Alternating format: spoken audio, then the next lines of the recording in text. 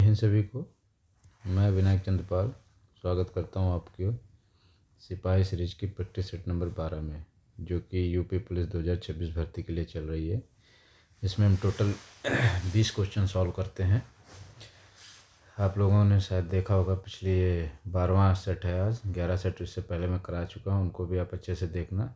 इसमें मैं मैथ्स के जितने भी तरीके से किसी क्वेश्चन को कर सकते हैं वो बताया है और बहुत अच्छे से बताया है। और जिस किसी को और कोई दिक्कत डाउट है किसी चीज़ में तो अपना कमेंट बॉक्स में कमेंट कर सकता है, मैं उसका भी पूरा सलूशन बताऊंगा। ठीक है, तो चलो आज के क्वेश्चन देखते हैं। पहला क्वेश्चन है, पहले तो ये पहली स्लाइड में ये है कि ये स्क्वायर आपको 50 तक यहाँ पे दिए हुए हैं। ठीक है, तो यहाँ तक तो शायद सबको याद होते हैं लगभग। फिर उसके बाद यहाँ से 11 का 121 होता है, 12 का 144, 13 का 169, यहाँ तक लगभग सबको जो तैयारी ठीक ठाक कर रहा है या जो कंपटीशन की लाइन में है उसको याद रहते हैं लगभग। ठीक है, दिक्कत यहाँ से आती है 21 से। 21 का स्क्वायर 441, 22 का 404, ये आपको रटने ही है। इसका कोई ट्रिक और वो कुछ ढूंढने के चक्कर मत रहना। ये तो आपके दिमाग में एकदम हमेशा, जैसे ही नींद में भी कोई पूछे फट से बताना है। 24 का स्क्वायर 576, 25 का स्क्वायर 625, 26 का स्क्वायर 676, 27 का 729, 28 का स्क्वायर 784, 29 का स्क्वायर 841, 30 का 900। ठीक है, यहाँ तक तो कंपलसरी ही है याद करना। अगर आपको एडवांस और अच्छी मैथ करनी है तो उसके आगे भी इसको याद कर लेना है। 31 का 961, 32 का 1024, ये बाकी 33 का 1089, 1156, 1225, 35 का 36 का 1296, 37 का है 1269, 38 का है 1444, 43 का है 1521, 40 का 1600। ठीक है, तो ये 50 तक दिए गए हैं, तो इनको अच्छे से याद कर लेना है। ये हमारा पहला क्वेश्चन है। एक व्यक्ति दो वस्तुओं में से प्रत्येक को 990 में बेचता है। एक पर उसे 10% का लाभ और दूसरी पर 10% की हानि होती है। पूरे सौदे में उसे कितने प्रतिशत का लाभ या हानि हुई है? ठीक है, जैसे मान लिया कोई वस्तु हमारे पास थी, क्या क्या कि कोई ऐसी चीज़ थी, तो मैंने उसको बेच दिया। तो बेचा, दो चीज़ें हैं और दोनों को मैंने 990 की ही बिकी। ठीक है, अब एक पर क्या हो गया, एक फ़ायदा हो गया। मतलब तुम्हारे यहाँ कोई कोई जानवर है जो तो एक छोटा या बड़ा है। ठीक है, दोनों ही 990 में बेच दिए। और बेच देने से एक था वो कम का बिकना चाहिए था, लेकिन वो 990 का बिक गया, तो उसको कितने का 10% का उस पर लाभ हो गया। और दूसरा क्या है, 990 से ज़्यादा का बिकना चाहिए था, लेकिन वो 990 का ही बिका, तो उस पर 10% की हानि हो गई। तो इस टाइप के क्वेश्चन करने के लिए पहला तो तरीका यही है कि हम इसमें क्या करते हैं कि 10% के लाभ पर बेच दिया 990 का। ठीक है, तो यहाँ से क्या करेंगे, 1/10% का फ्रैक्शन वैल्यू क्या, 1/10 है। तो पहला लाभ है तो 10 की चीज़ क्या, 11 की बेच दी। तो 11 की वैल्यू यहाँ पे कितनी दे रखी, 990। तो ये कितना गुना हो गया, 90 गुना हो गया। ठीक है, तो ये 10 का 10 यहाँ पे ये क्या है, सीपी है। तो 11 क्या है, एसपी है। तो सीपी की वैल्यू कितनी आ गई, इसको भी 90 गुना कर दोगे तो 900। तो ये CP1 हो गया। तो दूसरे में क्या, 10% की हानि वाला क्वेश्चन में 1/10 की चीज़ थी, 9 की ही बिकी। ठीक है, तो 9 की बिकी, तो यहाँ पे 9 का वैल्यू कितना है, 990। तो ये कितना गुना है, 110 गुना। तो इसको भी क्या करना है, 110 गुना कर देना है। तो ये कितनी, 1100। ये CP2 आ गया। एक वस्तु थी जो कितने की, उसने 900 की ही थी, उसको उसने 990 का बेच दिया, उसको 10% का लाभ हो गया। और एक दूसरी थी, वो 1100 की बिकनी चाहिए थी, लेकिन वो 990 की ही बिकी, तो इस पर कितना, 10% की हानि हो गई। ठीक है, तो यहाँ से क्या, टोटल CP कितना हुआ, CP1 क्रय मूल्य पहली वस्तु का, CP2 क्रय मूल्य दूसरी वस्तु का कितना हो गया, इसका है 900 और प्लस इसका है 1100। टोटल कितना हो गया, 2000। क्रय मूल्य इनका टोटल कितना हो गया, क्रय मूल्य बराबर हो गया टोटल 2000। और विक्रय मूल्य कितना हो गया, 990 प्लस 990, दो वस्तुएं हैं तो दो बिकी 990। तो ये 0, 18, 18, 19, 980 की बिकी। इतने का ये सीपी था, ये एसपी था। 2000 की चीज़ें थी, 1980 की ही बिक पाई। कितने का घाटा हो गया? 20 रुपये का। कितने पे? 2000 पे। तो ये 0 से 0 कट गया, 1/100। 1/100 गुणे परसेंटेज निकालने के 100 से मल्टीप्लाई करें, 1% की हानि हो गई। ये तो आपका प्रॉपर वो हो गया। अगर आपको मैंने पिछली क्लास में तरीका बताया था, जब भी कोई प्रत्येक की बात आ जाए, सेम चीज़ है और जितने का लाभ है उतने की हानि है, कुछ नहीं करना, सिंपल -x² / 100, 10 गुणे 10/100 -1। -1% का मतलब है हानि हुई है। ठीक, ये आ गया, सीधा ये करना। या तीसरा तरीका इसका क्या कर सकते हैं, 10% की यहाँ 10 की चीज़, 10 का लाभ हो, 10 की चीज़ 11 की हो गई, फिर 10 की चीज़ एक 9 की हो गई, 100 टोटल हो गया 99। 100 की ली थी, 99 की दोनों को बेच दिया। कितने का नुकसान? 1 का। कितने पे? 100 पे। परसेंटेज निकालने के लिए 100, 1% का लॉस हो गया। ठीक है, तीन इसके तरीके हैं। पहला तो ये देखो, बेसिक तरीका आपको बता दिया, ये ऐसे सॉल्व होगा। ठीक है, दूसरा तरीका क्या है कि जब भी आप कोई चीज़ देखें कि सेम है उसका एसपी, ठीक है, तो क्या करना है कि अब यहाँ पे ये चीज़ ध्यान रखिएगा, जैसे यहाँ पे चेंज करते हैं 20% के लाभ पे दूसरी को 15% की हानि पर बेचा, तो इसमें क्या चेंज कर देंगे, तो ये चीज़ नहीं लगेगी। जब भी सेम सेम दिया हो, 10% का लाभ यहाँ हुआ, दूसरी पर 10% बराबर हानि और लाभ, तो ये वाला सिंपली इसको लिख देना है। और यहाँ प्रत्येक का एसपी भी सेम दिया है, सिंपली -x² / 100 करके फट से इसको निकाल लेना है। ठीक है, और अगर यहाँ पे परसेंटेज अलग दिया होता, जैसे 20% का लाभ होता और 10% की हानि होती, तो यहाँ पे ये वाला तरीका लगा देते। जैसे 20% का लाभ होता तो 1/5, तो 5 की चीज़ 6 में बेच दी, और 10% की हानि होती, 10 की चीज़ 9 में बेच दी। तो यहाँ से जितना ये 50 आ जाता, 9 छक 54 आ जाता। तो यहाँ पे 50 पे प्रॉफिट वो होता है, तो 8% का यहाँ पे लाभ आ जाता है।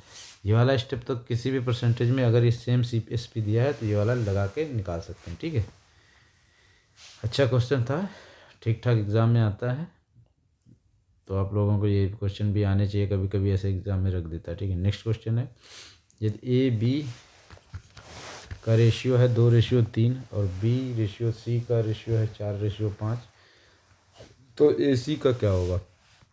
ये आपको बता चुका हूँ कई बार, इस पर ज़्यादा टाइम वेस्ट नहीं करेंगे। ठीक है, BC को ऐसे 4, 5 लिख लेंगे, इसके बगल वाला इसके पास, इसके बगल वाला इसके पास रख के मल्टीप्लाई कर देंगे 15। 8, 12, 15 ABC का आ गया। पूछा किसका? A और C का। 8 और 15 इसका आंसर आ जाएगा। ठीक है, नेक्स्ट क्वेश्चन, एक आयत की लंबाई 20% बढ़ाई जाती है और चौड़ाई 10% घटाई जाती है, क्षेत्रफल में क्या परिवर्तन होगा? देखो, पहला तो इसको जब भी ऐसा कोई क्वेश्चन है, इतना बढ़ाई जाती है इतनी घटाई जाती है, तो कुछ नहीं, बढ़ाई जाती है प्लस में और घटाई जाती है माइनस में, और प्लस माइनस यही वाला आपको याद रखना है, x + y + xy/100 -20 × 10/100। ये 0 कट गया, ये कितना हो गया? 10% -2, 8% का क्या हो गया? वृद्धि हो गई। प्लस में आया ना ये 8%, तो ये वृद्धि हो गई। अब इसका दूसरा तरीका, इसको समझना कैसे, आयत की लंबाई इतनी, तो क्या होता है, क्षेत्रफल क्या होता है? आयत का क्षेत्रफल होता है लंबाई गुणे चौड़ाई। ठीक है, तो कह रहा है लंबाई 20% बढ़ाई गई। ठीक है, 20% क्या है? फ्रैक्शन वैल्यू इसकी क्या होती है? 1/5। तो 5 से कितनी कर दी गई? 6। इसकी ये लंबाई की बात हो रही, लंबाई गुणे चौड़ाई। ठीक, तो लंबाई पहले कितनी थी? 5, और ये कितनी हो गई? 6। ठीक, ये क्या है?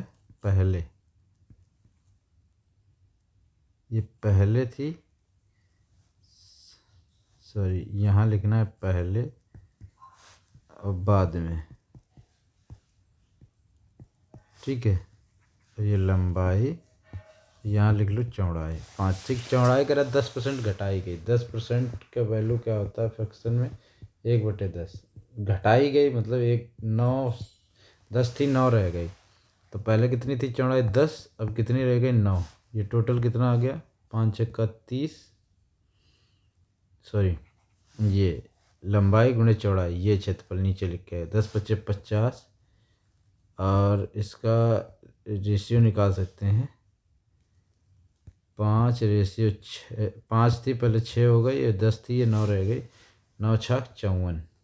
ठीक है, 50 से कितनी 54 हो गई, कितनी बढ़ गई 4, कितने पे 50 पे, इसका 100 से मल्टीप्लाई करके 2, 4 दूनी 8% का बढ़ोतरी वृद्धि हो गई। ठीक है, ऐसे भी इसको, ये इसका प्रॉपर तरीका है, मतलब कि बेसिक से इसको करना। अगर एडवांस करना है तो जितनी बढ़ाएगी लिख लो, -x + y प्लस ये सक्सेसिव परसेंटेज का ये फॉर्मूला रहता है, एक तरह से कहा जाता है। हम लोग इसको सीधा घटाई बढ़ाई, इसको 20 में से 10 घटा देंगे तो 10% वृद्धि आ जाएगी। तो ये क्वेश्चन गलत हो जाएगा, क्योंकि वो आपको एक क्वेश्चन में बताया था सक्सेसिव कैसे लगता है, कि जो बढ़ाए गए वो आएगा, उस पर जो बढ़ के आएगी। जैसे 100 थी, मतलब इस पर 120 बढ़ा दी गई, पहले 20% तो 120 हो गया। अब अगर इस पर से 10% घटा दो, तो इसका 10% घटा दोगे तो 120 का 10% घटाओगे, 12 घटाओगे तो कितना आएगा 108। तो 108 कितना बढ़ गई 100 से 8, तो 8% की वृद्धि होगी। ऐसे भी कर सकते हो। ठीक है, कई तरीके हैं क्वेश्चंस करने के, तो आप जो भी आपको जिसमें भी कंफर्टेबल, ये सबसे फास्ट तरीका है, इसको फट से लिखना है, करना है, आ जाएगा। ठीक है, ये भी सही है, ये भी, ये प्रॉपर जैसे बेसिक से करते हैं कैसे करना है वो आपको समझा दिया। ठीक है, नेक्स्ट क्वेश्चन है, वह छोटी से छोटी संख्या ज्ञात कीजिए जो 12, 15 और 20 से पूर्णतः विभाजित हो। इसका सिंपल सा और एलसीएम पूछ रहा है, तो एलसीएम निकालने के लिए क्या, सबसे बड़ी संख्या लेंगे, इसके फ्रैक्शन कर लेंगे, 2 × 2 × 5। ठीक है, 4 आ गया, 5 आ गया, तो यहाँ 4 × 3, 3 नहीं आया, 3 को यहाँ ले लेंगे। 15 में 5 × 3, 3 आ गया, 5 आ गया, तो कुछ नहीं लेंगे, ये पहले से आ चुके, ये आ गए। 20 का तो पहले लिख ही लिया था। ठीक, 5 × 20 × 3, 20 × 60, 60 इसका एलसीएम आ जाएगा। ये चीज़ आपको आनी चाहिए। क्या करना, सबसे बड़ी संख्या को लिखना, उसके फ्रैक्शन कर लेना, फिर देखना कि जो संख्याएं बची उनमें कौन कौन सी संख्या छूट रही है। जैसे 12 था, 12 4 3 12 होता, 4 तो आ चुका था लेकिन 3 नहीं आया था, तो 3 को हम और लिख लेंगे। 15 में 5 चाहिए, 3 चाहिए, 5 भी आ गया था, 3 भी आ गया था, तो 15 से कुछ नहीं लेंगे, तो सिंपली को मल्टीप्लाई कर लेंगे, वही इनका एलसीएम आ जाएगा। यहाँ पे एलसीएम ही पूछ रहा था, छोटी से छोटी संख्या जो इनसे डिवाइड होगा। ठीक है, दो संख्याओं का योग 40 है, उनका अंतर, तो अंतर बड़ी संख्या, तो इनमें बोला था दोनों को जोड़ के 2 से भाग दे देंगे, 25 आ जाएगा इसका आंसर। इतनी देर का सवाल है। ठीक है, बाकी आपको तरीका भी बताया था कि जब ऐसा कोई क्वेश्चन हो तो दोनों संख्याओं को जोड़ के 2 से भाग दे दो, बड़ी संख्या आ जाएगी, और दोनों संख्याओं को घटा के 2 से भाग दे दोगे तो छोटी संख्या आ जाएगी। ठीक है, ये बड़ी, ये छोटी। ठीक है, अब बाकी फिर वो एक तरीका x + y = 40 लिख के x - y = 10 लिख के इसको सॉल्व करोगे तब भी आ जाएगा। पर आप लोगों को हमेशा याद रखना, जब भी दो संख्याओं का योग 40 और उनका अंतर दिया हो, बड़ी संख्या छोटी संख्या पूछे, बड़ी संख्या पूछे तो दोनों को जोड़ के 2 से भाग दे देना, छोटी पूछे दोनों को डिफरेंस निकाल के 2 से भाग दे देना। बस इतना ही आपको करना है इस टाइप की, जब भी कहीं भी क्वेश्चन आए तो यही बस याद रखना। ठीक है, एक पिता की आयु उसके पुत्र की आयु की 3 गुनी है। 5 वर्ष बाद उनकी आयु का योग 70 वर्ष होगा। पुत्र की वर्तमान आयु क्या है? ठीक है, तो इसका क्वेश्चन करने के लिए माना पुत्र की आयु x है, अब पिता की कितनी हो जाएगी 3x। ठीक है, सन फादर। ठीक है, 5 वर्ष बाद उनकी आयु का योग 70 वर्ष हो जाता है। 5 वर्ष बाद इसकी कितनी हो जाएगी x + 5, इसकी कितनी हो 3x + 5। ठीक है, इनका योग कितना हो जाएगा 70। 4x प्लस जो जो कहता जाए सिंपली उसको अगर बेसिक से करेंगे तो करते जाओ। ठीक है, या 4x = 60, तो x = 15, x = 15 आ गया। ठीक है, तो x की वैल्यू पूछ, वर्तमान आयु कितनी है 15 वर्ष, x का वैल्यू आ गया, x किसकी पुत्र की आयु है तो 15 वर्ष, इसका आंसर हो जाएगा। दूसरा तरीका इसको फास्ट कैसे करना था, जैसे उसने बोला कि उनका योग 70 है। ठीक है, तो x प्लस 3x कितना हो गया 4x प्लस 5 वर्ष बाद 5 वर्ष बाद तो मतलब 5 वर्ष पिता की भी बढ़ेगी 5 वर्ष पुत्र की भी बढ़ेगी, टोटल कितनी बढ़ जाएगी 10 वर्ष बढ़ जाएगी। इनका ये हो गया 70, तो 4x बराबर 60 आ जाता है, x बराबर 15, ये इसकी आयु आ जाता है फट से। वही चीज़ है, उसको मैंने थोड़ा डिटेल में आपको बताया। ये सीधा आप लिख सकते थे, 3 गुना है तो x और 3x वो हो जाता है, तो 4x प्लस 10 बराबर 70 और 10 से माइनस कर देंगे, x बराबर 15 आ जाएगा। ठीक है, एक संख्या को 10% बढ़ाकर फिर 10% घटा दिया, कुछ नहीं, वही वाला फार्मूला आपको 20 बार बता चुके, -x² / 100, यही यहाँ पे लग जाएगा, ये 100 आ जाएगा बटे 100 माइनस का 1% मतलब कि 1% की कमी होगी। ठीक है, यही चीज़ इसका है कि 10% प्लस किया गया पहले, फिर माइनस का 10% किया गया, प्लस माइनस कितना होता है, माइनस होता है 10 × 10 बटे 100, ये से कट गया, यहाँ से दोनों जगह माइनस का 1 आ गया, माइनस का 1% मतलब कि 1% की कमी हो गई। ठीक है, ये बहुत मतलब कॉमन चीज़, ये बहुत ही कॉमन चीज़ है, मतलब कि ये हर जगह कई टाइप के क्वेश्चनों में आ सकते हैं। आपने देखा कि यहाँ सीधे पूछ दिया, वहाँ पे वो उस वाले में दिखाया था आपको ये वाला फार्मूला, यही वाला फार्मूला जो आयत वाला था उसमें 20% बढ़ता था, उसमें भी ये लग गया था। ठीक है, और एक क्वेश्चन कोई आया था उसमें भी यही लगा था। ठीक है, नेक्स्ट क्वेश्चन है, चक्रवृद्धि ब्याज पर कोई धन 5 वर्ष में 2 गुना हो जाता है, वह 8 वर्ष में कितने गुना हो, वह 8 गुना कितने वर्ष में होगा। इस टाइप के क्वेश्चन ये कहते हैं ना, ये स्पेशल टाइप से होते हैं। अगर इनकी आपको ट्रिक या तरीका नहीं पता है तो आप इनको कर ही नहीं सकते। ठीक है, तो ये चीज़ याद रखना कि ये मतलब बहुत ख़ास टाइप के क्वेश्चन होते हैं, जिनको कि आपको करने के लिए हमेशा याद रखना है। ये इस टाइप के क्वेश्चन को याद रखना है, और खासकर कंपाउंड इंटरेस्ट वाले, चक्रवृद्धि ब्याज वाले में। ठीक है, तो जैसे कह रहा है कि 2 गुना 5 वर्ष में हो जाता है, तो 2 गुना मतलब कि इसमें क्या होता है कि राशि को गुणात्मक तरीके से बढ़ती है, मतलब कि जैसे 2 गुना कह दिया तो 2⁴ गुना होने में लगा समय कितना है 5 वर्ष है। ठीक है, अब 8 गुना करना है, 8 गुना कितना, 2⁵ कितनी है 3 गुना होने में लगा समय कितना हो जाएगा। ठीक है, तो इसको क्या करेंगे, 2⁵ हो जाएगा। ठीक है, तो 2⁵, तो 5 वर्ष लगा 2⁵ में, इसके घात पावर पे ध्यान देना है केवल, एक ये यहाँ पे 3, 1 पावर बढ़ने में 5 वर्ष लगा, 3 पावर बढ़ने में कितना लगेगा 15 वर्ष। यही इस क्वेश्चन का आंसर आ जाएगा। ठीक है, अभी आपको शायद ये चीज़ ना समझ आई हो, फिर मैं बता रहा हूँ कि जब भी उसने कहा कि 2 गुना होने में 5 वर्ष लगता है, जैसे 2⁵ है, कोई धनराशि क्या है हमें नहीं मतलब है। ठीक है, वो 2 गुना हो गई, 2⁵ जैसे 1 से 2 हो गई। ठीक है, तो 2⁵ ये 1 से 1 कोई चीज़ थी, 2 गुना हो गई, मतलब 2 गुना का मतलब है तो 8 गुना, तो यहाँ पे जैसे 2 गुना की 2⁵1 आ गया। ठीक है, 8 गुना 2⁵3, या 2 बार लिख लो 8 गुना, ये 1 पावर बढ़ने में 5 वर्ष लगा, 3 पावर बढ़ने में कितना 15 वर्ष। अब जैसे यहाँ पे क्वेश्चन आ जाता है कि जैसे 2 का केस हो गया, बोलता है कि 3 गुना होने में 15 वर्ष लगा। ठीक, 3 गुना होने में किसी को 15 वर्ष लगा, तो 3⁵1, तो उसको 27 गुना होने में कितना टाइम लगेगा, तो 27 गुना करने के लिए 3⁵ कितनी हो जाएगी 3, तो 3 गुना होने में 15 वर्ष, तो 3 गुना 1 की यहाँ पे वैल्यू 15 है, तो 3 की कितनी हो जाएगी 45 वर्ष। ये चीज़ आपको रटनी पड़ेगी, मैंने भी रटी, आपको भी रटनी पड़ेगी। ये क्वेश्चन ऐसे ही सॉल्व होगा जब भी इस टाइप का चक्रवृद्धि ब्याज के उसमें आएगा, तो हमेशा याद रखना कि कितना गुना हो रहा है, 2 गुना हो रहा है, तो मतलब कि 5 वर्ष में, तो 2⁵1 आ जाएगा। और कह रहा कि 8 गुना, यहाँ पे जैसे 16 गुना पूछ लेता, 2⁵4 हो जाती, तो कितना 4×5 = 20 वर्ष लगता है। ठीक है, आई होप आप लोगों को समझ आ गया होगा। नेक्स्ट क्वेश्चन है, एक राशि चक्रवृद्धि ब्याज पर 3 वर्ष में 6,690 हो जाती है, 690, और 6 वर्ष में 10,035 हो जाती है, वह मूलधन ज्ञात कीजिए।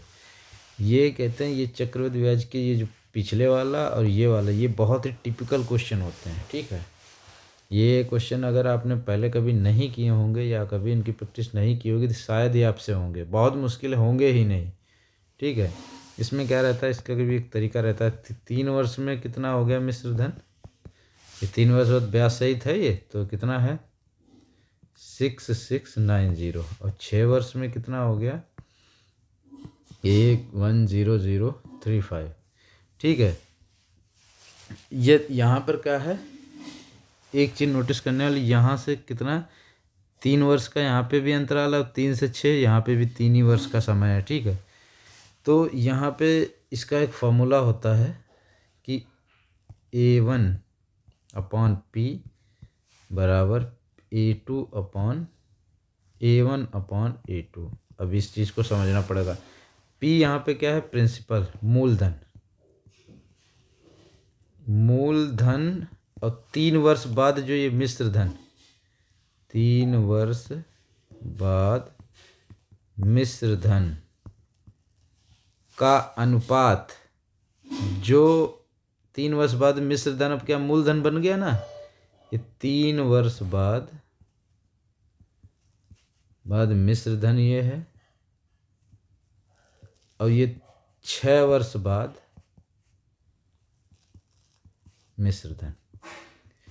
ये हमेशा याद रखना है कि 3 वर्ष बाद, जैसे जब गैप समान है, जैसे 2-2 साल का है, 3 साल का है, तो उसमें हमेशा याद रखना है मूलधन से लेके 3 वर्ष जितना मिश्र धन आया उनका रेशियो, और जो अगले 3 वर्ष में आया उनका रेशियो हमेशा बराबर रहता है। ये चीज़ आप, यही इसमें एक पॉइंट था, यही आपको याद रखना है।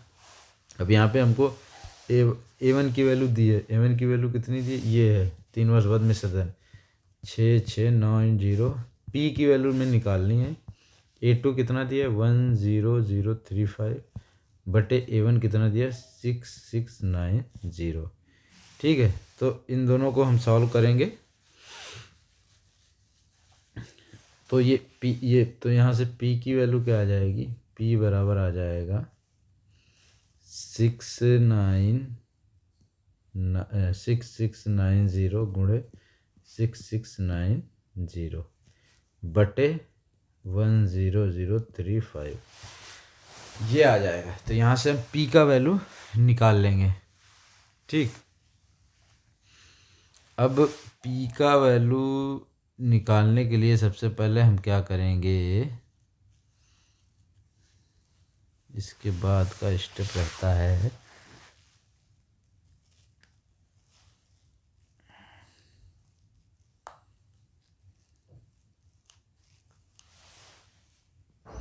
तो इसको सॉल्व कर लेंगे। इसको सॉल्व करने के लिए क्या करेंगे, 5 से इसको काट दो, 5 एकन पाँतियाँ, और ये कितना बचे 15 5 8 40, इसको 5 से काट दो 2 0 0 7। ठीक है, अब ये किससे कटेगा,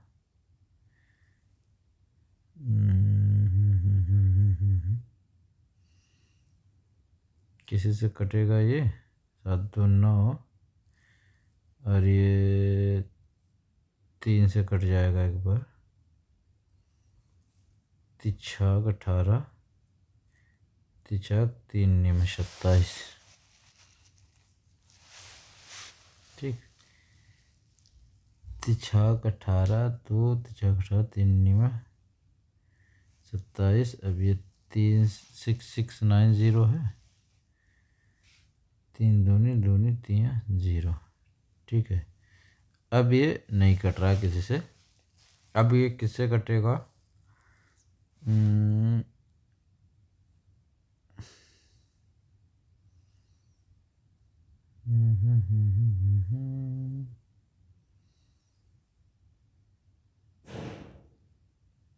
ये 3 दूनी 223 से इसको काट दोगे, 223 से ये कितनी बार कटेगा, 1 सेकेंड, इसको अलग से सॉल्व कर लेंगे। ठीक है, P बराबर है 6690 गुणे 6690 बटे 1035। पहले से इसको 5 से काट सकते हैं तो ये कितना आ गया 1338। 5 से ये कितना आ गया 2007। 3 से इसको काटेंगे तो कितना आएगा 669। ठीक। हाँ, ये 669 से ये इसको 6669 से 3 बार ये चला जाएगा और 669 से ये 2 बार चला जाएगा। आप इसको करके देख लेंगे।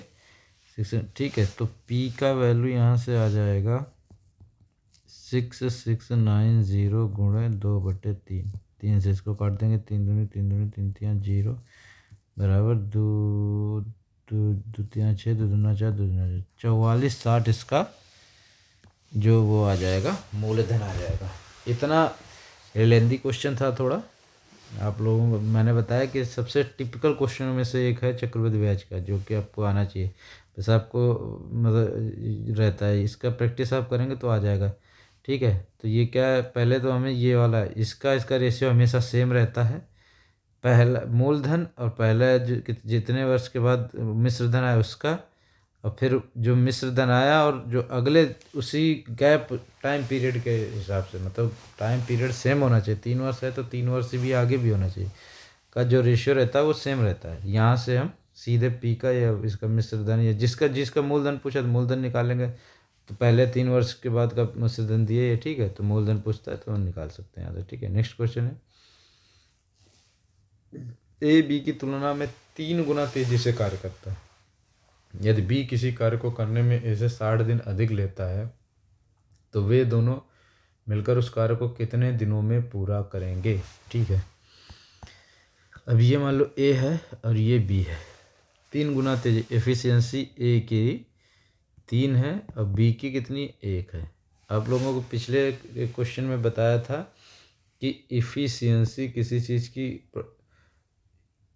क्षमता होती है जो टाइम की उल्टी होती है, या कह सकते हैं व्युत्क्रमानुपाती होती है। जब जब क्षमता ज़्यादा होगी उसको टाइम कम लगा। जैसे तुम्हें मान लो कोई आदमी 6 मिनट में दौड़ जाता है,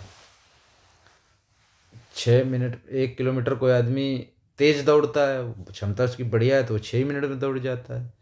और वो एक आदमी है कि वही 1600 मीटर को दौड़ने में 10 मिनट लेता है, क्योंकि उसकी क्षमता उतनी अच्छी नहीं है। तो अगर क्षमता बढ़िया, क्षमता ज़्यादा होगी तो टाइम कम लगेगा, और क्षमता कम होगी तो टाइम ज़्यादा लगेगा। तो ठीक है, तो यहाँ पे ये क्या, ये उसकी क्षमता आ गई, तो ये क्षमता, तो इसका उल्टा क्या हो जाता है टाइम। अगर उसकी 3 क्षमता है तो उसको 1 ही घंटा लगेगा, उसकी 1 ही क्षमता है तो उसको 3 घंटे लगेगा। ठीक है, ये आ गया इसका टाइम। अब कह रहा है ए 60 दिन अधिक लेता है, बी किसी कार्य को करने में ए से 60 दिन अधिक लेता है। ये टाइम है, ये बी ले रहा है 3 दिन, ए ले रहा है 1 दिन, तो कितने का अंतर है इनमें 2 दिन का। अब एक्चुअल में 2 दिन कितना टाइम इससे ज़्यादा ले रहा है, बी जो है ए से कितना ज़्यादा टाइम ले, 2 दिन ज़्यादा ले रहा है। लेकिन एक्चुअल में क्वेश्चन में कितना दिन बोल रहा है 60 दिन, तो 2 की वैल्यू कितनी 60 है, तो 1 की वैल्यू कितनी आ गई 30। तो ये कितना ले रहा है 30 दिन टाइम ले रहा है ए, और बी ले रहा है 60 दिन। ठीक है, तो यहाँ से कह रहा है कि तो वे दोनों मिलकर उस कार्य को कितने दिनों में पूरा करेंगे। दोनों पूरा कितने दिन में करेंगे, तो ये 30 दिन 30 दिन में 3 की क्षमता से काम करेगा। टोटल काम कितना हो जाएगा, टोटल काम, या ये 60 की क्षमता से, ठीक है, ये 60 दिन में, सॉरी 30 दिया, ये 90, 30 है, ये 90 हो जाएगा इसका। ये 90 दिन लेगा, ये 3 गुना टाइम ले रहा है। ठीक है, ये 90 दिन में 1 की क्षमता से करेगा तो टोटल काम 90 होगा, या ये 3 की क्षमता से 30 दिन में कर देगा तब भी टोटल काम कितना निकल के आएगा 90। दोनों की एफिशिएंसी कितनी, 1 की 3 है 1 की 1 है, टोटल कितनी है 4 है। तो इनकी एफिशिएंसी 4 से भाग दे देंगे तो दिन निकल के आएंगे कितने दिन में, दोनों मिलकर पर 4 दूनी 8 और 1 आ गया 4 दूनी 2 बचा 22 दिन, 22.5 दिन लगेगा दोनों को इस कार्य को पूरा करने। एक बार और इसको समझ लेंगे कि कह रहा है कि ए बी की तुलना में 3 गुना तेज़ी से कार्य करता है। ए जो है बी की तुलना में 3 गुना तेज़ी से काम कर रहा है, ठीक है। मान लो ए कोई काम को 3 मतलब ए कोई काम को अगर 1 दिन में कर लेगा तो बी उसको 3 दिन लगाएगा, ये कहने का मतलब। या ए की क्षमता 3 है, बी की क्षमता 1 ही है। कोई काम ए 1 दिन में 3 कर लेता है, बी 1 दिन में 1 ही कर पाता है, ये चीज़ है, ठीक है। अब कह रहा है टाइम कितना लगेगा, तो बी जब 1 ही कर पाएगा तो उसको कितना लग जाएगा, 3 दिन लग जाएगा। और ए जब 3 कर जाता है उसको 1 ही दिन में 3 कर जाएगा तो 1 ही दिन लगेगा, ठीक है। तो अब यहाँ पे कह रहा है एक्चुअल में ए बी किसी कार्य को करने में ए से 60 दिन अधिक ले, यहाँ पे कितना ले रहा है ज़्यादा, 2 दिन ले रहा है ज़्यादा बी। अब लेकिन एक्चुअल में कितना 60 दिन ले रहा है, तो 2 की वैल्यू 60 हो गई, 1 की वैल्यू 30 हो गई। तो ए को कितना टाइम, 1 के 30 लगेगा और बी को कितना 90 दिन। टोटल काम कितना आ जाएगा 90, ठीक है। टोटल काम आ गया। अब दोनों की क्षमता कितनी, 1 की 3 है, 1 की 1 है, टोटल कितनी 4 है। तो 90 काम को 4 की क्षमता से करने के कितने दिन लगेगा, 22.5 दिन करने में लगेगा, ठीक है। नेक्स्ट क्वेश्चन है 150 मीटर लंबी एक ट्रेन 500 मीटर लंबे पुल को 30 सेकंड में पार करती है। 370 मीटर लंबे प्लेटफॉर्म को पार करने में उसे कितना समय लगेगा। देखो इसमें क्या है, एक क्वेश्चन में सिंपल क्वेश्चन करके थोड़ा लेंदी बना दिया इसको, ठीक है। तो क्या होता है, चाल बराबर दूरी बट्टे समय होता है, ठीक। तो यहाँ से चाल क्या निकल आएगी, इन दोनों, मैंने जब भी कहा कोई प्लेटफॉर्म या कोई ब्रिज या कोई सुरंग को जब ट्रेन पार करेगी तो डिस्टेंस क्या लेंगे, ट्रेन की लंबाई प्लस जो ब्रिज या पुल या ट्रेन ही किसी को क्रॉस करे उनकी लंबाई, दोनों को जोड़ लेंगे। तो दोनों के यहाँ से 500, ये कितना है 100, 500 प्लस 150 बटे सेकेंड कितना 30, तो इनकी क्या आ गई 650 बटे 30, ठीक है। 0 0 कट गए, ये मीटर पर सेकेंड इसकी स्पीड आ गई। अब कह रहा है 370 मीटर लंबे प्लेटफॉर्म को पार करने में ट्रेन को कितना टाइम लगेगा। अब 370 का टाइम, चाल बराबर दूरी बटे समय से, तो समय बराबर क्या हो जाएगा, दूरी बटे चाल। अब दूरी यहाँ पे कितनी हो जाएगी, अब दूरी यहाँ पे 370, ये प्लेटफॉर्म इससे मतलब नहीं रहा अब हमको। अब वो कह रहा है कि 370 मीटर लंबे प्लेटफॉर्म को पार करने में इसको कितना, 370 मीटर ये पार करेगी, ट्रेन खुद की लंबाई को पार करेगी। तो 150 और 370 कितना हो गया, 370 प्लस 150 बटे चाल कितनी है 65 बटे 3, ठीक है। तो ये कितना हो गया 0 7 5 12, 4 और 5 बटे 65 गुणे 3। अब ये 65 से 13 से इसको काट दो, 13 पच्चे 65, 13 चक्कू 52, 5 से इसको 5, 8 24, 24 सेकंड में वो इसको ये 370 मीटर लंबे प्लेटफॉर्म को पार कर ले। कुछ नहीं था, 2 बार इसमें ये फॉर्मूला लगाना था। पहले चाल निकाल लेंगे, चाल निकालने के लिए कि इसको पार करने 30 सेकंड ले रही है, तो दोनों को जोड़ के 30 से भाग कर देंगे, तो ये इसका स्पीड आ जाएगा मीटर पर सेकंड में 65 बटे 3, 65 बटे 3 मीटर पर सेकंड, ठीक। इसको सॉल्व नहीं करना, बात आखिरी में सॉल्व कर लेते हैं क्योंकि उससे क्या सहूलियत रहती है। इसको यहाँ पे वो थोड़ा फंस जाओगे तो फिर वो पॉइंट में आ जाएगा, तो फिर आगे सॉल्व करने में दिक्कत होगी, ठीक है। इसलिए हमने इसको ऐसे छोड़ दिया 65 बटे 3। अब यहाँ से क्या पूछ रहा है कि समय पूछ रहा है, समय बराबर होता है दूरी बटे चाल। अब वो क्या करा है, दूरी क्या लेंगे यहाँ पे 370 मीटर लंबे प्लेटफॉर्म को पार करने में उसको कितना समय लगेगा। तो डिस्टेंस कितनी ये हो गई, ये और ये मिलके जो डिस्टेंस हो गई वो हो गई, और बटे जो चाल हो गई उसको उससे भाग दे देंगे, वही समय आ जाएगा, ठीक है। एक बेईमान दुकानदार अपनी वस्तुओं को क्रय मूल्य पर बेचने का दावा करता है, लेकिन वह 1 किलो के स्थान पर 960 ग्राम के वजन का उपयोग करता है। उसका लाभ प्रतिशत क्या है। इस टाइप का क्वेश्चन आपको पिछले क्लास में भी बताया था, जिसमें वो पहले बेच के उससे लाभ लेता है, फिर कम तौल के भी लाभ लेता है। तो इस टाइप के क्वेश्चन में हमेशा एक चीज़ याद रखना, 1000 की चीज़ देने के बजाय वो कितना दे रहा है, 1000 ग्राम देने के बजाय वो 960 ग्राम दे रहा है, ठीक है। कितने का फ़ायदा, कितना कम दे रहा है 40 ग्राम, दे कितना रहा है 960। हमेशा ये चीज़ याद रखना, दे कितना रहा है बेईमान दुकानदार में, ये चीज़ हमेशा याद रखना, कितना दे रहा है वो नीचे आएगा और जितना कम दे रहा है वो ऊपर आएगा, गुणे 100। यहाँ से इसको ये कर 4 दूनी 4 चक्कू 100 बटे 24, इसको क्या करें 4 24 से 1 1 6 4.16% इसका आंसर आ जाएगा। ठीक है, इस वाले क्वेश्चन में जब भी बेईमान दुकानदार का क्वेश्चन आए हमेशा एक चीज़ याद रखना है, दे कितना रहा है उसको नीचे लेंगे, ना कि 1000 को, या जितना उसने देना था जो रियल में जितना दे रहा है उसी को हम लिखेंगे नीचे। ठीक है, 3 संख्याओं का अनुपात 3, 4, 5 है और उनका लघुत्तम समापवर्तक 2400 है, उनका महत्तम समापवर्तक क्या होगा। तो इनको इस तरह से ले सके 3x, 4x, 5x। ठीक है, x तो कॉमन हो गया, x गुणे 4 चाहिए, 5 चाहिए, 3 चाहिए। ठीक है, 3 गुणे 4 गुणे 5, पहले तरीका ये इसका ये लिखेंगे। ठीक है, तो ये कितना हो गया टोटल, ये एलसीएम आ जाएगा, 5 की बीतियाँ 60x एलसीएम हो गया। एक्चुअल में एलसीएम कितना 2400, तो x की वैल्यू कितनी आ गई, 0 0 कट गया, 6 चौक 40। ठीक है, तो ये संख्या क्या आ गई, 4 3 12, 120, 4 चक्कर 16, 160, 4 पंच 20, 200, ये संख्याएं हैं। अब इनका करा महत्तम समापवर्तक निकालना है। ठीक है, अब महत्तम समापवर्तक निकालने का तरीका आप लोगों को मैंने पिछली क्लास में बताया था, किसी भी संख्या में जैसे इनमें क्या करना था, डिफरेंस निकाल लेना था। इसका कितना 40, इसका कितना 40, तो ये 40 ही या तो इसका महत्तम होगा या तो इसका कोई फैक्टर होगा 40 से नीचे। अब 40 से ऊपर वाली ये 120 और 100, ये 120 80 तो हो नहीं सकता, 20 या 40 हो सकता है। क्या 20 से सभी कट रहे हैं, 20 से सभी कट रहे हैं। ठीक है, लेकिन हाईएस्ट कॉमन फैक्टर चाहिए, तो 20 से भी कट रहे हैं और 40 से भी कट रहे हैं। ठीक है, 40 डिफरेंस, 40 से तीनों कट रहे हैं क्या, तीनों कट रहे हैं। ठीक है, तो इसका ऑप्शन 40 हो जाएगा। और दूसरी चीज़ यहाँ पे हमने एक कॉमन फैक्टर क्या लिया, 3x। दूसरा तरीका इसका है 3x, 4x, 5x। ठीक है, x क्या है, तीनों में है, तो हम क्यों ना x की वैल्यू निकाल लें, वही हमारा एचसीएफ हो जाएगा। एचसीएफ का मतलब है जो वो हाईएस्ट फैक्टर या वो हाईएस्ट नंबर जिनसे उन चारों या तीनों में भाग जाए।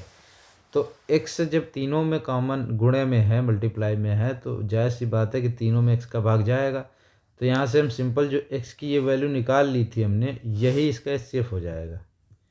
ये आपको ध्यान देने वाली बात है, हमने पूरा करके भी बताया, पर ये चीज़ ध्यान रखना कि x तीनों में कॉमन है, और तीनों में कॉमन है तो तीनों को डिवाइड करेगा, तीनों इससे डिविजिबल होंगे x से कि नहीं। तो ठीक, तो x का ही वैल्यू अगर निकालेंगे तो इनका एचसीएफ अपने आप वही एचसीएफ होगा जो x का वैल्यू होगा। ठीक है, बाकी ये स्टेप करने की ज़रूरत, ये सब करने की ज़रूरत ही नहीं थी, x की वैल्यू आ जाती, सीधा हम उसको लिख सकते थे। ठीक है, 2 पाइप ए और बी एक टैंक को क्रमशः 20 और 30 मिनट में भर सकते हैं। दोनों पाइप एक साथ खोल दिए जाएँ, लेकिन 8 मिनट बाद पाइप ए को बंद कर दिया जाए, तो टैंक को पूरा भरने में कुल कितना समय लगेगा।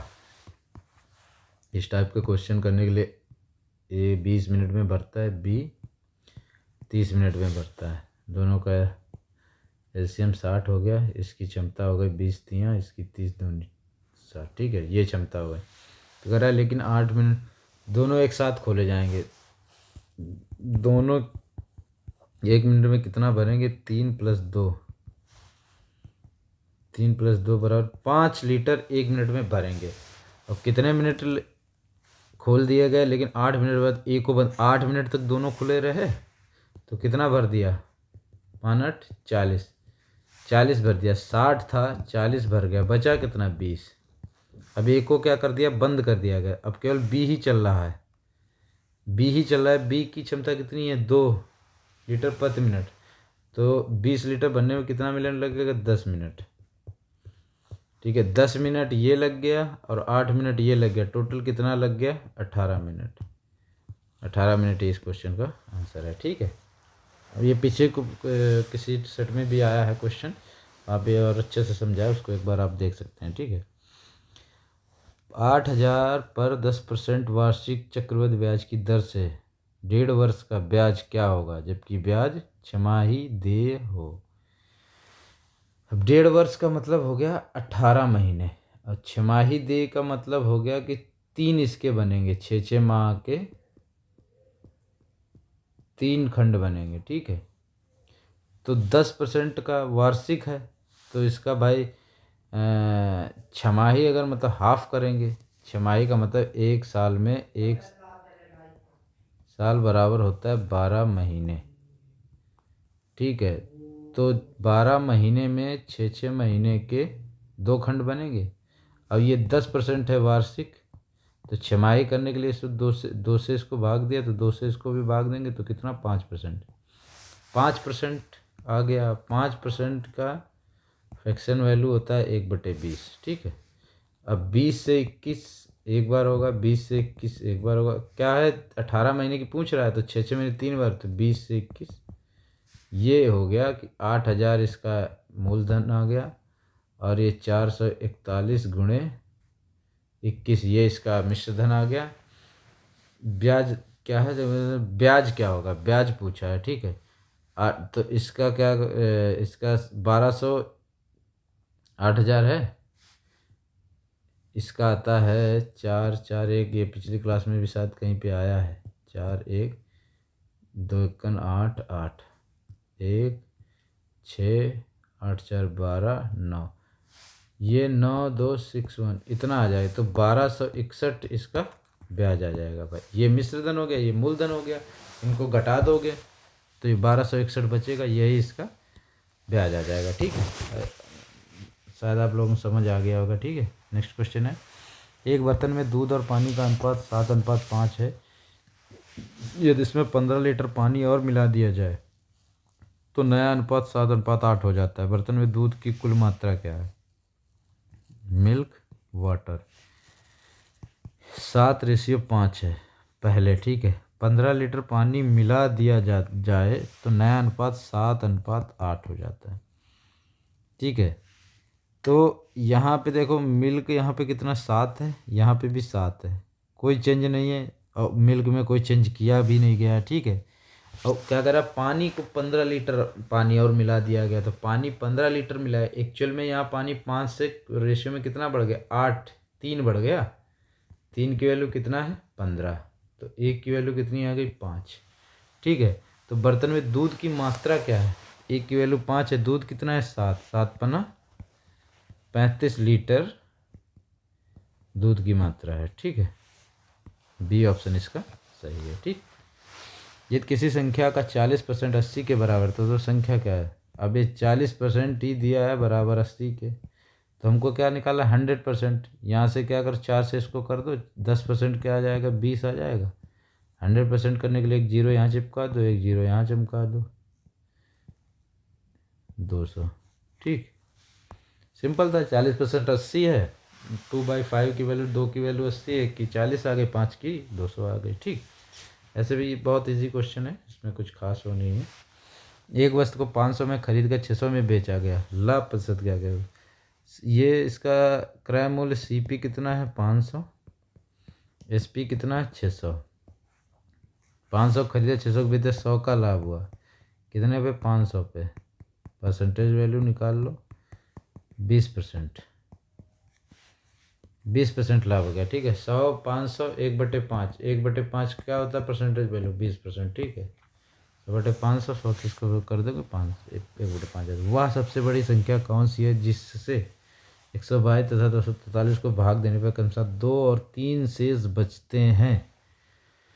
तो इस टाइप के क्वेश्चन जब भी आए 2 और 3 शेष बचते हैं, तो इसमें क्या करना कि सबसे पहले जो शेष बचता है उसको ही घटा दो। ठीक। तो इसको 120 आ गया, और 243 से 3 घटा दो। अब इन दोनों का जो HCF आएगा, इन दोनों का जो HCF आएगा वही होगा जो इसको उससे भाग देंगे तो इतना इतना शेष बचेगा। इनका अब HCF निकाल लो मासापा। ठीक है। 120 इसका डिफरेंस कितना आ जाएगा 120, 120 ही इसका HCF आ जाएगा, यही आंसर है। अब 120 से तुम इसको भाग दोगे तो 2 शेष बच जाएगा, 120 इक्कन 120, 2 शेष बच गया। इसको दोगे 120 दूनी 240, 3 शेष बच गया, तो यही इसका आंसर है। चेक भी कर लो आप आंसर की ऐसे आया। ठीक है। अब HCF आप लोगों को शायद पता चल गया होगा कि हमेशा जो इनका HCF निकाला उनका डिफरेंस ले लेना है, या तो वही डिफरेंस ही होगा HCF, या उसका कोई फैक्टर होगा जो सबसे हाईएस्ट होगा। ठीक है। डिफरेंस हाईएस्ट तो आएगा ही, हो सकता है कि तीसरी कोई या चौथी कोई संख्या हो जो उससे ना कटता हो, तो उसके कोई फैक्टर होगा जिससे वो संख्या जरूर कटती होगी, वही उसका HCF हो जाएगा। ठीक है। लास्ट क्वेश्चन है, 1 का स्क्वायर प्लस 2 का स्क्वायर प्लस 3 का square plus dot dot dot 10 का स्क्वायर। ठीक है, इस टाइप के क्वेश्चन देखो तुम पूरा इसको सॉल्व करने अगर जाओगे ना तो बहुत टाइम लग जाएगा। ठीक है, तो इस टाइप के क्वेश्चनों का एक खास तरीके का फॉर्मूला होता है जिसको हाँ, इस टाइप का एक फार्मूला होता है, शायद उसका n+1 और 2n+1 डिवाइड बाय 6, ये फार्मूला रहता है। ठीक है, जब भी स्क्वायर में कोई ऐसी बात आएगी तो ये फार्मूला हमेशा आपको याद रखना है। ठीक है, तो n क्या है, कितने स्टेप हैं, मतलब कि कितने नंबर तक पूछा है, 10 नंबर तक पूछा उसने, यहाँ से कितने नंबर तक उसने पूछा है, ये चीज़ ध्यान रखना है।